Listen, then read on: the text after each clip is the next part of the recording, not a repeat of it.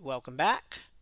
You should have received a repository called SE Project React in your GitHub account.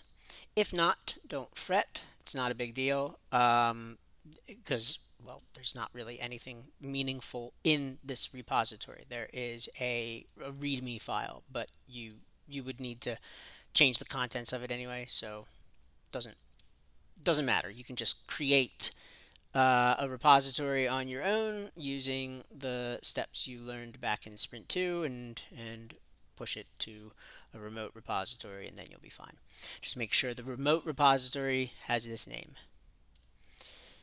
So I'm going to assume that by now you have all either cloned that repository or created it on your own, and you have a local repository set up. That's what I'm using here. Yours, would probably say SE Project React, and your branch would be main. I'm using something different because this lets me track all my different screencasts. So once you have cloned the project, CD into it, and you can open it in VS Code. Like here, I would have already CD'd into it and opened it in VS Code. I'm in the project directory. And what we're going to do is create a Vite project with this command. Now, note the dot here. This is important. It's not a typo. You could think, oh, that's just a typo, but no, it's not. That's part of the command. That means create it right here in this directory. Don't create another directory. And it's telling me I need to install a package. Okay.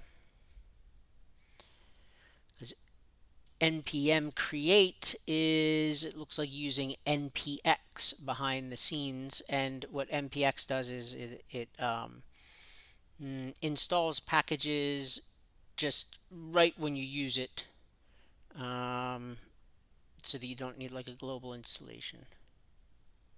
Current directory is now empty. Please choose how to proceed. I'm just going to remove the files and continue. We don't need this README here. I think it'll create a README for us. We select React, JavaScript. Okay. And so now it tells me done. Now run npm install and npm run dev. npm install and npm run dev.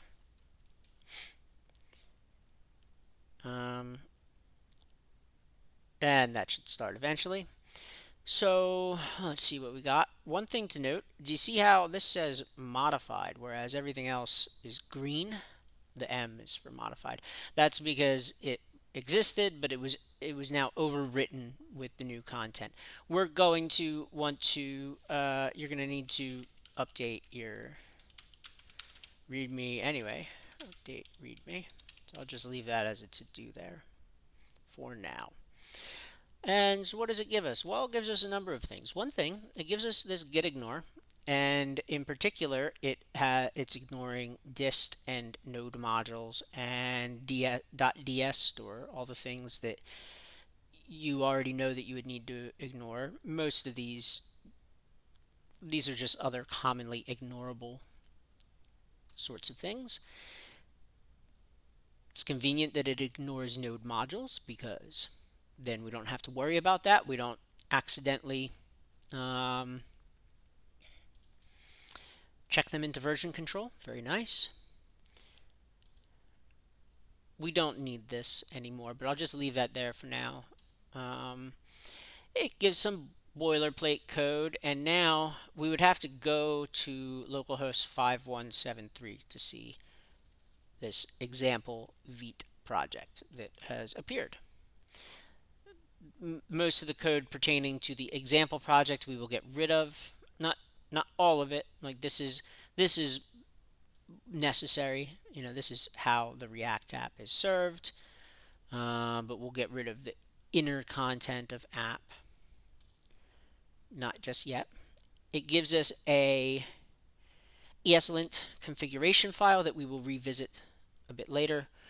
The reason why we are using version 5.3 is because in version 5.4 they started using a new major version of ESLint, and that breaks everything. I mean, it still works, but we can't use it until we update all of our material to uh, to use the new stuff, to use the new ESLint configuration, which we have not done yet.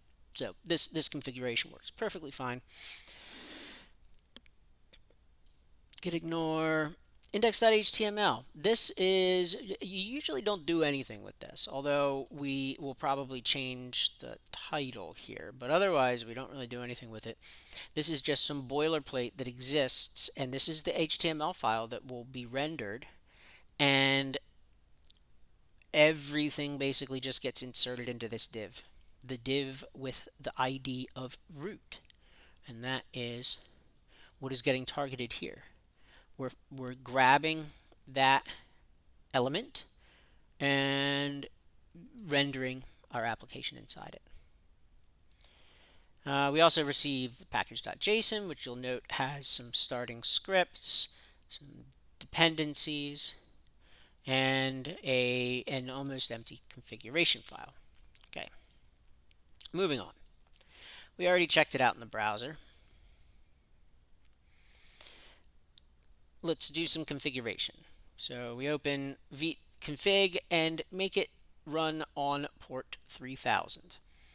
Is this strictly necessary? In all cases, no. You could run it on all sorts of different ports, but please do have it run on port 3000, because otherwise it can just cause confusion with tutors and reviewers and everything. So there we are, add the server object. Now in package.json, we're going to update our dev script to automatically open our project in the browser. So if we go to package.json, all we need to do is add the -- open flag. And now, if we don't need to install again, but let's npm run dev, and it opened in a different monitor, but it opened it automatically for me, and it opened it on port 3000 instead of 5173. Okay.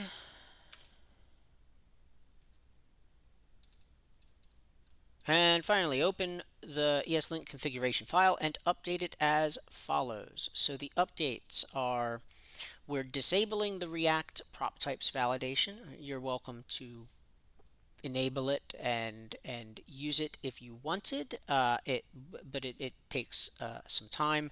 You have to specify prop types for all of your different props, and it can get a little complicated. So most students just disable it, and that is perfectly fine. And we also need to add this overrides array. Let me just put this in here. Where does that go? So this is going inside the rules, right?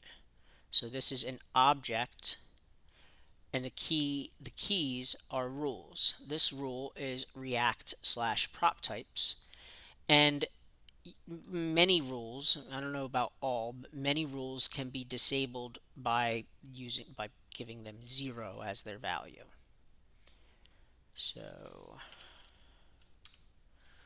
right, like that. It looks like there's actually even a new rule that wasn't in there when I did this last, so I'll have to take a look at that. And then here, this overrides array, this is a property on the same level as rules. So you don't put it inside the rules object, it goes after it. And this will basically just solve an edge case that we have where we want to be able to run the linter, and you'll learn more about the linter. We want to be able to run it like this, but also using the script in package.json. And if we don't add this, running it with npx won't work correctly. Okay, so that is our basic um, uh, basic configuration. Not a whole lot to it. We will pause the video now and then jump back in and set up the file structure.